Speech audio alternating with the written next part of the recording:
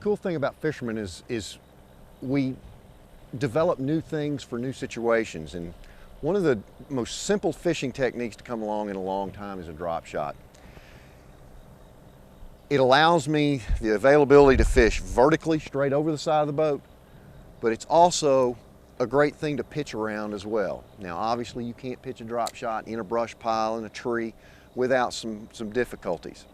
I've got an open hook drop shot here, and you can see we're in an urban environment fishing on the riverfront here, and you have a lot of vertical type cover. My initial thoughts were a drop shot being the rig right here, being a weight on the bottom, a bait and a hook above, and I always put a little bitty split or a little bitty swivel there for line twist. Drop shot will twist quite a bit. My initial thoughts for a drop shot were you had to fish it straight up and down over the side of the boat, and that's not necessarily true. It has lent itself to another form of a Carolina rig, casting to long points. I've used it actually flipping to lily pads in Florida. I've caught them around boat docks at Clear Lake in California. But a drop shot is a very simple way to fish, and it's a way to fish for young fishermen, people that don't have a lot of experience, because it doesn't take a lot of skill. It's pretty simple.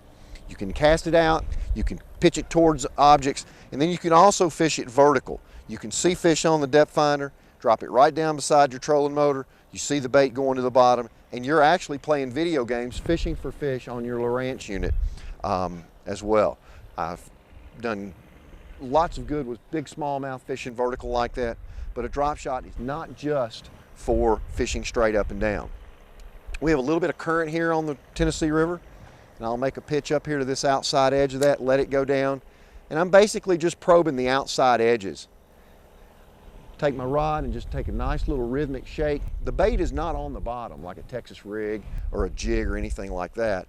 It's between you and the bottom. So a slight little rhythmic action like that causes lots of tail action on the particular bait that you're using. With the weight being between us and the bottom, just a nice little rhythmic shake. You don't have to really get crazy with it and shake it real hard. Just a nice little rhythmic shake will have that tail of that worm dancing and darting. Even in big waves, when you're out there on the, say, the Great Lakes, just the motion of the boat will have enough action on the bait to have it be very, very attractive to bass. You can see we've got stuff here to pitch at. You can pitch at it, but here's what I really like to do. I really like to get out here in the deep water. You can actually watch your bait go to the bottom. There's some bait right there on the depth finder. Starting to see some fish. Now you're actually going to see the whole rig go right by the screen. This is it coming down right there. That's the bait going to the bottom right there. So we're out there in 10, 11 feet of water. There's some bait, some disturbance right there of some sort, but you can literally see where my drop shot rig came down. And that's only a little bitty swivel, a little bitty hook, and a very small sinker.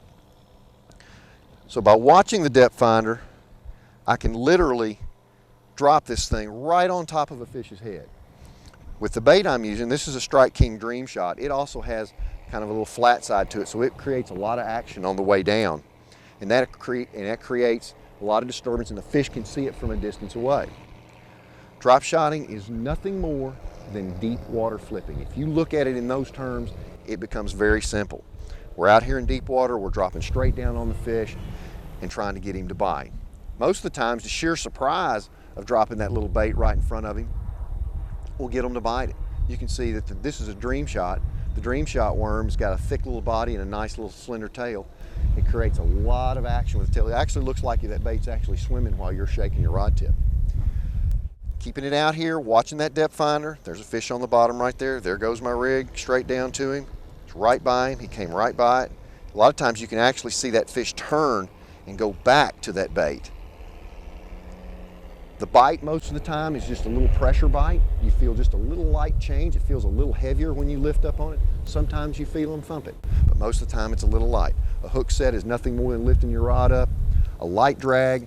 I always use fluorocarbon line most of the time with this procedure. This is 8-pound InvisX, but I will also, when I'm drop shotting in very deep water, to eliminate all line stretch, is I will use a 8-pound Conzen braid and tie it to an 8-pound fluorocarbon leader. There's zero stretch, and I generally do that when I'm fishing in over 30 feet of water. 30 to 40 to 50 feet of water is what I'll do then.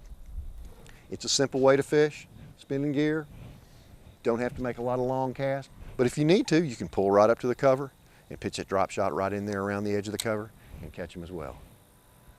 And with that, I hope drop shotting catches you more fish.